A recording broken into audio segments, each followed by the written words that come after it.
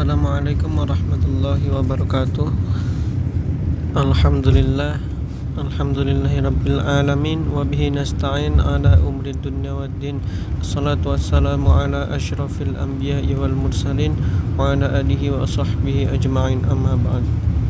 Pertama-tama, marilah kita panjatkan puja dan puji syukur kita kehadirat Allah Subhanahu wa taala yang telah memberikan nikmat sehat jasmani maupun rohani kepada kita, sehingga kita bisa menyimak video presentasi dari kelompok kami. Salawat serta salam marilah kita junjungkan kepada baginda besar kita Nabi Muhammad SAW yang telah membawa kita dari zaman kegelapan hingga zaman terang benderang. Baik, di sini kami akan mempresentasikan mengenai perencanaan peserta didik. Baik teman-teman, pasti teman-teman sudah mengetahui apa itu perencanaan peserta didik. Yang pertama yaitu pengertian perencanaan, yaitu merupakan suatu kemampuan untuk mengambil keputusan pada waktu sekarang tentang hal-hal yang akan dikerjakan di masa yang akan datang. Jika dalam bahasa Arab diumpamakan seperti niat, yaitu suatu rancangan tindakan di masa depan yang diarahkan kepada tujuan yang akan dicapai oleh suatu organisasi atau individu. Kemudian pengertian peserta didik. Peserta didik ini dalam arti di regulasi pendidikan memiliki arti anggota masyarakat yang berusaha mengembangkan potensi diri melalui proses pembelajaran yang tersedia pada jalur, jenjang, dan jenis pendidikan tertentu. Jadi dapat diartikan bahwa peserta didik adalah anggota masyarakat yang menjadi objek dalam lembaga sekolah pada jalur dan jenjang tertentu untuk mengembangkan kemampuan dirinya pada bidang akademik maupun non-akademik sesuai dengan perkembangan zaman melalui proses pembelajaran yang diselenggarakan.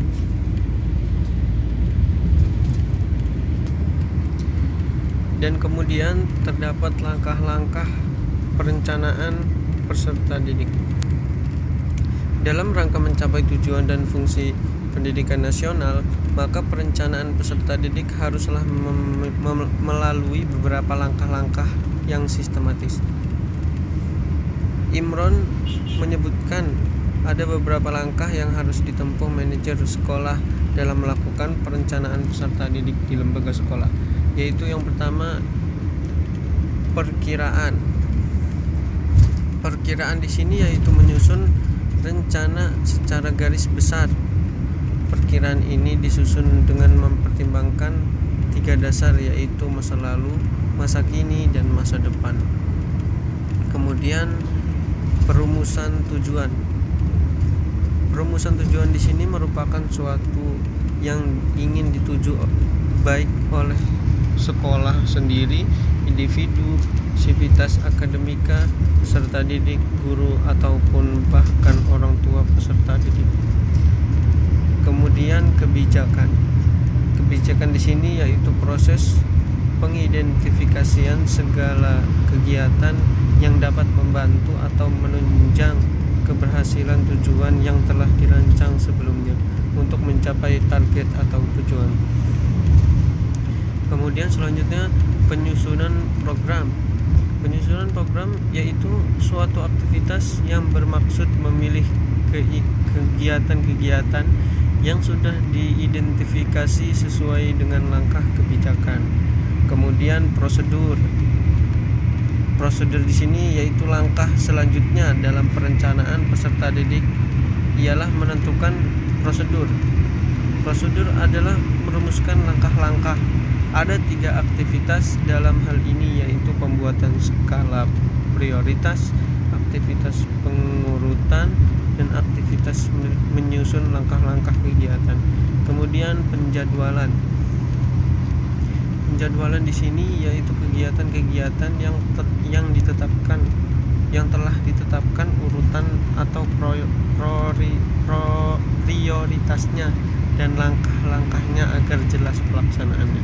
Kemudian pembiayaan. Dalam pembiayaan ada dua hal yang harus dilaksanakan. Pertama yaitu pengalokasian dana yang dibutuhkan berdasarkan kegiatan-kegiatan yang sudah dibuat, dan yang kedua menentukan sumber biaya. Sumber biaya haruslah jelas asalnya dari mana guna mempermudah pelaporan dan pencatatan. Poin yang selanjutnya adalah sensus sekolah. Apa itu sensus sekolah? Sensus sekolah adalah suatu aktivitas yang bermaksud mengumpulkan informasi mengenai anak usia sekolah di suatu daerah tertentu yang dari data tersebut digunakan sebagai perencanaan peserta didik.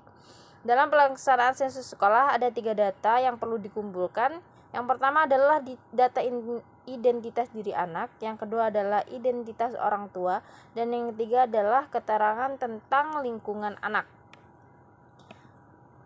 Poin yang selanjutnya adalah penerimaan peserta didik baru di jenjang sekolah, baik sekolah dasar maupun sekolah menengah.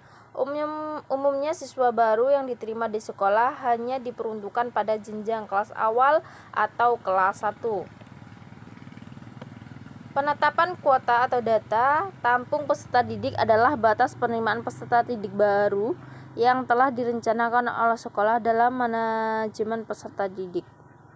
Jumlah calon peserta didik yang akan diterima di suatu sekolah sangat bergantung kepada jumlah kelas atau fasilitas tempat duduk. Selain itu juga ditentukan lagi dengan banyak faktor. Yang pertama adalah ukuran sekolah. Ukuran sekolah dapat menentukan berapa murid yang akan diterima dalam suatu lembaga pendidikan dengan perbandingan ukuran sekolah dan jumlah peserta didik di suatu daerah. Yang kedua adalah ukuran kelas.